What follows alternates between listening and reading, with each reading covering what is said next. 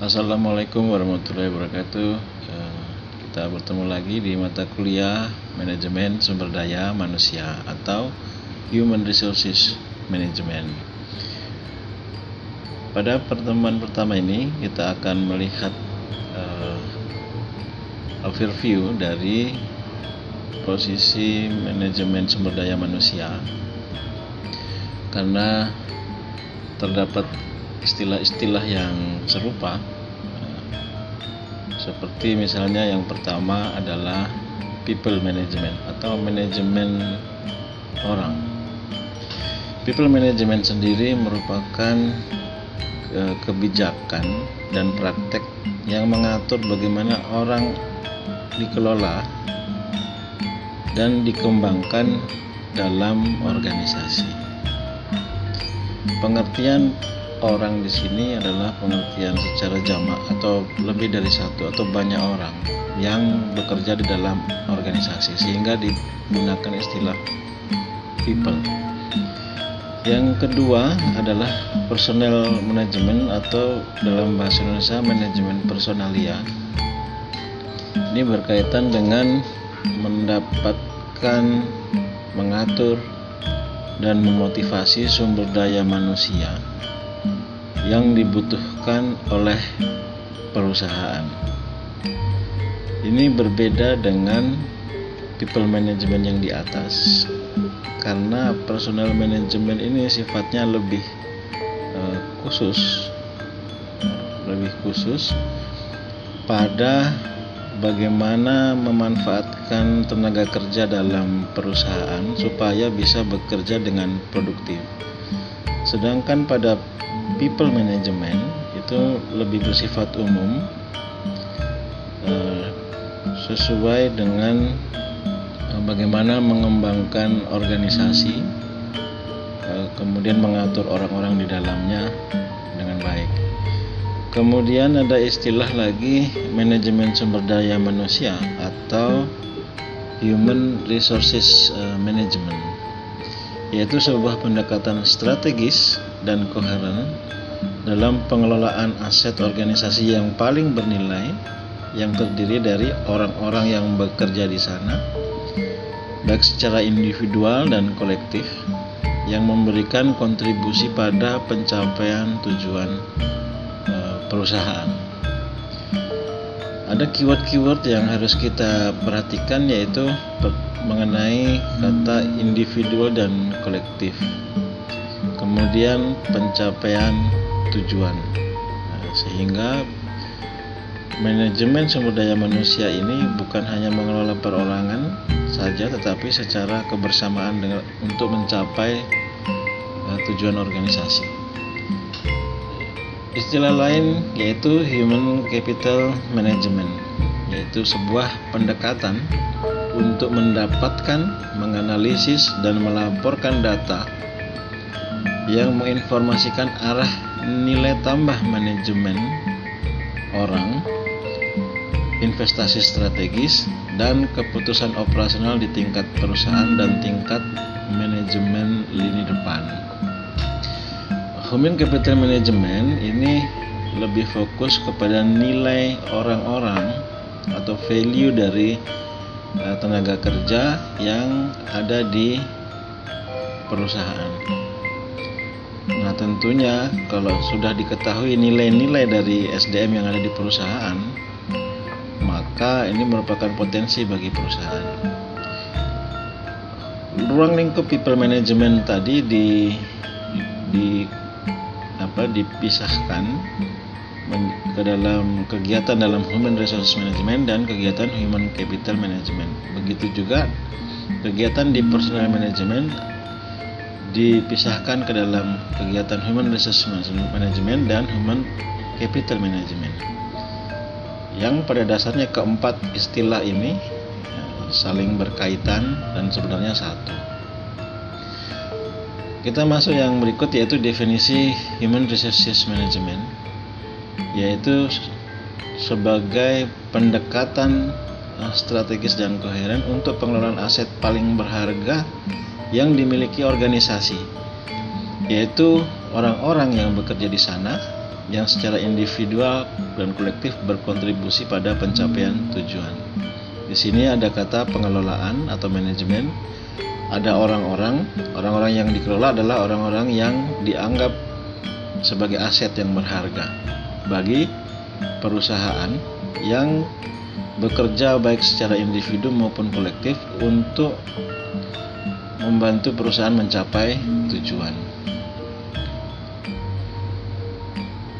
Yang berikutnya kita lihat bahwa tujuan dari manajemen sumber daya manusia atau MSDM adalah untuk memastikan bahwa organisasi mampu mencapai tujuannya atau mampu berhasil melalui orang-orang yang berada di dalam organisasi tersebut.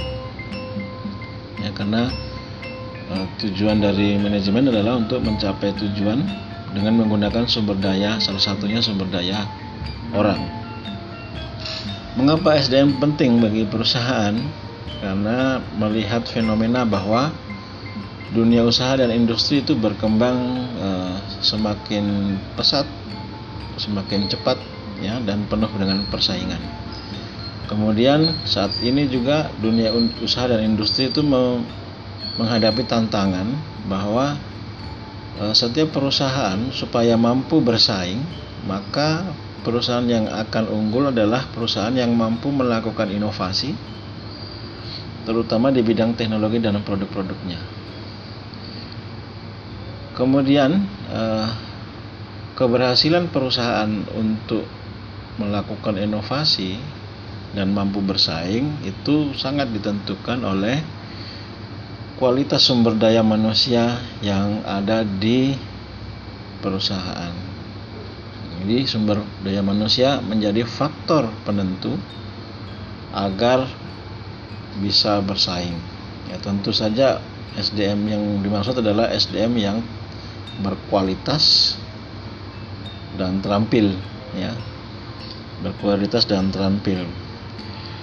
Sistem sumber daya manusia atau human resource system itu merupakan sistem yang digunakan supaya sumber daya manusia itu bisa bekerja bersama-sama. Ada beberapa aspek dalam sistem sumber daya manusia yang bisa kita bahas, yaitu pertama adalah human resource philosophies atau filosofi, ya. Itu menggambarkan nilai-nilai yang menyeluruh dan prinsip panduan yang diterapkan dalam mengelola orang. Yang berikutnya adalah human resource strategies. Itu mendefinisikan strategi apa atau arah kemana tujuan dari human resources management.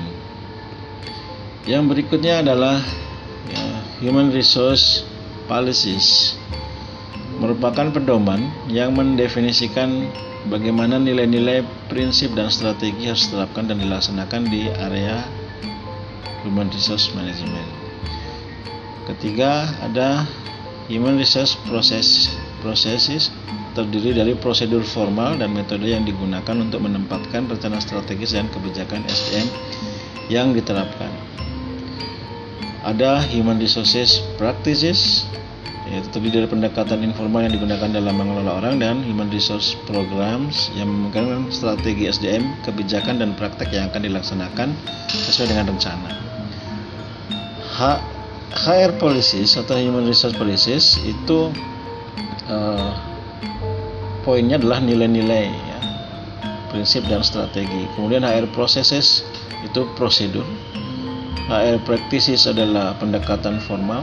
HR programs HR practices pendekatan informal. HR programs itu strategi untuk melaksanakannya. Kita lihat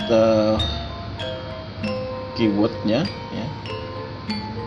HR philosophies itu menggambarkan nilai-nilai, ya, nilai-nilai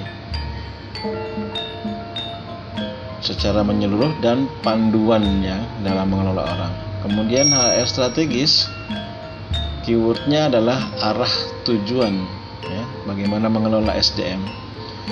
HR policies adalah pedoman, ya, pedoman penerapannya, ya, penerapan dan pelaksanaan. Kemudian selanjutnya adalah HR processes. HR processes di situ keywordnya adalah prosedur formal dan metode yang digunakan, ya, untuk menjamin rencana strategis dan kebijaksanaan SDM diterapkan. HR practices merupakan pendekatan informal, prakteknya maksudnya. HR program adalah strategi yang digunakan untuk melaksanakan rencana, ya, tentunya semua ini digunakan untuk mencapai tujuan perusahaan secara efektif dan efisien. Yang berikut adalah policy goals of human resources management atau tujuan kebijakan sumber daya manusia. Model HRM, tujuan yang ditetapkan disuling lagi oleh Caldwell menjadi 12 tujuan kebijakan, ya, 12 tujuan kebijakan. Yang pertama, mengelola orang sebagai aset yang penting untuk keunggulan kompetitif organisasi. Kedua, menyelaraskan kebijakan HRM dengan kebijakan bisnis dan strategi perusahaan. Kemudian yang ketiga, mengembangkan kebijakan SDM yang sesuai dengan prosedur dan sistem yang ada dalam perusahaan. Keempat, menciptakan sebuah organisasi yang sederhana dan lebih fleksibel yang mampu merespon lebih cepat terhadap perubahan. 5. Mendorong kerja tim dan kerjasama melintas batas internal organisasi. 6. Membuat filosofi berorientasi pelanggan yang kuat di seluruh organisasi. Tujuan pertama, mengelola orang, keywordnya. Yang kedua adalah menyelaraskan kebijakan. Ketiga, mengembangkan kebijakan. Keempat, menciptakan sebuah organisasi yang sederhana dan fleksibel. 5. Mendorong kerja tim. Keenam, membuat filosofi berorientasi pelanggan. Jadi ini baru 6, ya, 6 dari 12 tujuan human resources, tujuan kebijakan human resources management. Yang ketujuh, memberdayakan karyawan untuk mengelola pembelajaran dan pengembangan diri mereka sendiri. 8. Mengembangkan strategi penghargaan yang dirancang untuk mendukung budaya berbasis kinerja. 9. Meningkatkan keterlibatan karyawan melalui komunikasi internal yang lebih baik. 10. Membangun komitmen karyawan yang lebih besar untuk organisasi. 11. Meningkatkan tanggung jawab sesuai garis manajemen untuk kebijakan SDM. 12. Mengembangkan peran manajer sebagai fasilitator. Keywordnya yang poin ketujuh, memberdayakan karyawan. Ke-8, mengembangkan strategi penghargaan. 9. Meningkatkan keterlibatan karyawan. 10. Membangun komitmen karyawan. Kemudian 11. Meningkatkan tanggung jawab. Dan yang ke-12, mengembangkan peran manajer, ya, sebagai fasilitator. Jadi tujuan kebijakan HRM adalah 12 ini. Ini sudah disarikan dari begitu banyak definisi atau tujuan mengenai human resources management. Kita memandang orang itu sebagai human capital atau modal orang.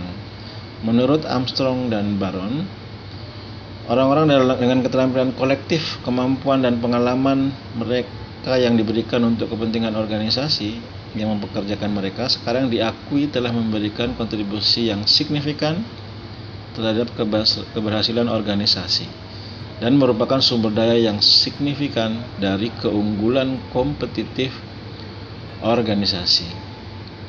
Nah, kita melihat di sini adalah sumber daya yang signifikan.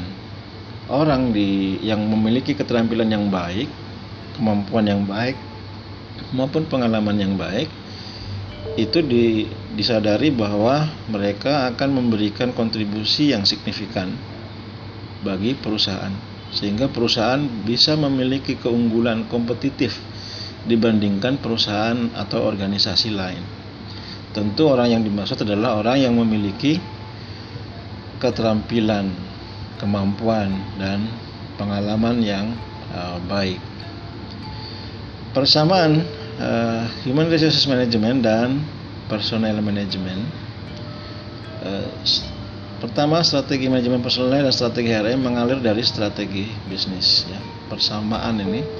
Yang kedua, manajemen personalia dan HRM mengakui bahwa manajer lini bertanggung jawab untuk mengelola orangnya. Yang ketiga, nilai-nilai baik manajemen personalia dan human resources management identik berkaitan dengan menghormati individu atau orang, menyimbangkan kebutuhan organisasi dan individu, dan mengembangkan orang untuk mencapai tingkat maksimum kompetensi mereka, baik untuk kepentingan mereka sendiri maupun untuk tujuan organisasi. Keempat, kedua manajemen personal dan HRM mengakui bahwa salah satu fungsi yang paling penting mengembangkan orang yang tepat untuk pekerjaan yang tepat. Seleksi, analisis kompetensi, manajemen kinerja, pelatihan, pengembangan manajemen, dan teknik manajemen penghargaan digunakan baik dalam HRM maupun manajemen personalnya. Manajemen personal dan HRM menekankan pentingnya untuk proses komunikasi dan partisipasi dalam sistem hubungan karyawan. Nah, kita akan coba lihat bahwa selain memiliki persamaan, terdapat juga perbedaan antara HRM dan personal manajemen. Perbedaannya adalah bisa kita lihat, kita bandingkan. Selain ada persamaan, perbedaannya terdiri dari ada beberapa perbedaan. Yang pertama yaitu HRM lebih menekankan pada lingkup strategis dan integrasi, ya, secara umum, gitu. Kemudian HRM didasarkan pada filosofi orientasi manajemen dan bisnis. HRM memandang lebih penting untuk pengelolaan budaya dan pencapaian komitmen atau kebersamaan. HRM menempatkan penekanan lebih besar pada peran manajer sebagai pelaksana kebijakan SDM. HRM adalah pendekatan menyeluruh berkaitan dengan seluruh kepentingan bisnis dan kepentingan anggota organisasi tetap diakui, namun sesuai dengan kepentingan perusahaan. Spesialis HR diharapkan menjadi mitra bisnis daripada administrator personel, ya. Jadi masih ada yang ketujuh, HRM memperlakukan karyawan sebagai aset, bukan biaya, ya.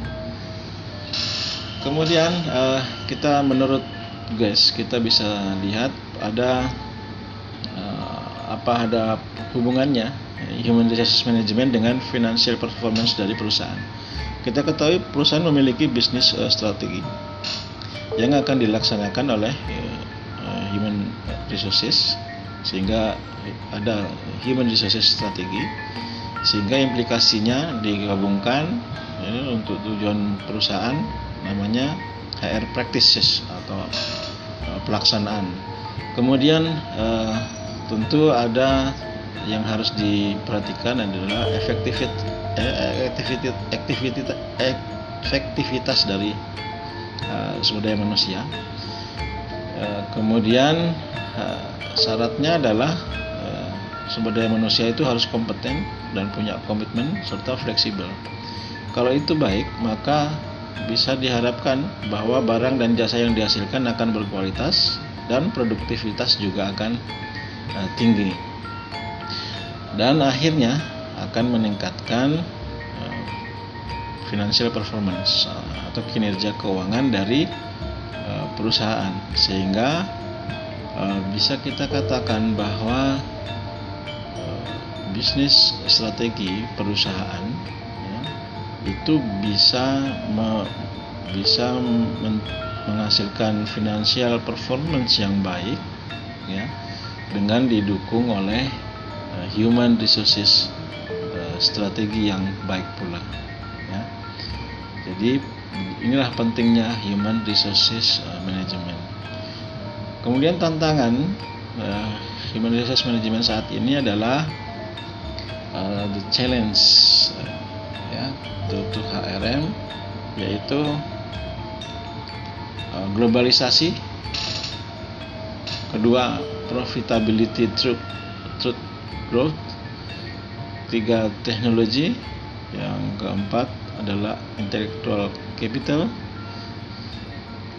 yang ke semuanya ini dihadapi ditambah dengan adanya kata change and more change. Nah, globalization itu berkaitan dengan perkembangan ekonomi global yang selalu berubah, trennya selalu berganti-ganti, apalagi kalau negaranya berbeda, budayanya beda dan sebagainya. Itu harus disesuaikan, harus pandai menyesuaikan diri. Kemudian profitability through growth, yaitu keuntungan melalui pertumbuhan. Yang ketiga adalah teknologi. Setiap perusahaan bisa memanfaatkan teknologi untuk bisa bekerja dengan efisien dan efektif. Kemudian intellectual capital, artinya sumber daya manusia yang dimiliki organisasi harus memiliki modal intelektual, ya, supaya bisa memberikan kontribusi yang besar bagi perusahaan. Yang kelima adalah change and more change. Jadi setiap perusahaan harus selalu mau dan mampu untuk berubah ke arah yang lebih baik, ya. Konsep dari human capital atau modal manusia itu kita lihat bahwa dasarnya individu menghasilkan, menyimpan, dan menggunakan pengetahuan dan keterampilan atau human capital dan menciptakan modal intelektual atau intellectual capital. Kemudian pengetahuan mereka ditingkatkan oleh interaksi di antara mereka, social capital, dan menghasilkan pengetahuan dimanfaatkan oleh organisasi, organizational capital. Jadi human capital itu adalah orang yang memiliki pengetahuan dan keterampilan, itu modal, ya. Kemudian intellectual capital, dia punya modal intelektual.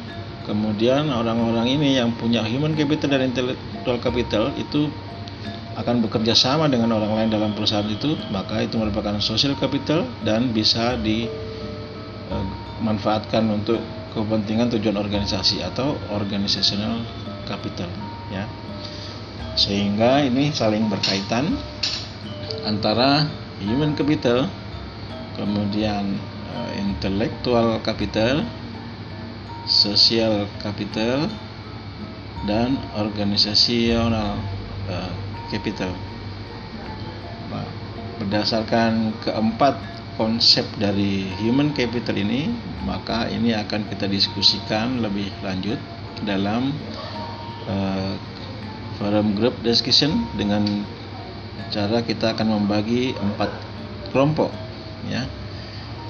Kelompok pertama itu akan mendiskusikan tentang human capital, ya. Kemudian kelompok kedua mengenai intellectual capital, kelompok ketiga tentang social capital, dan kelompok 4 tentang organizational capital. Sumber referensi dapat dilihat di website saya, ya. Sampai ketemu di pertemuan minggu depan.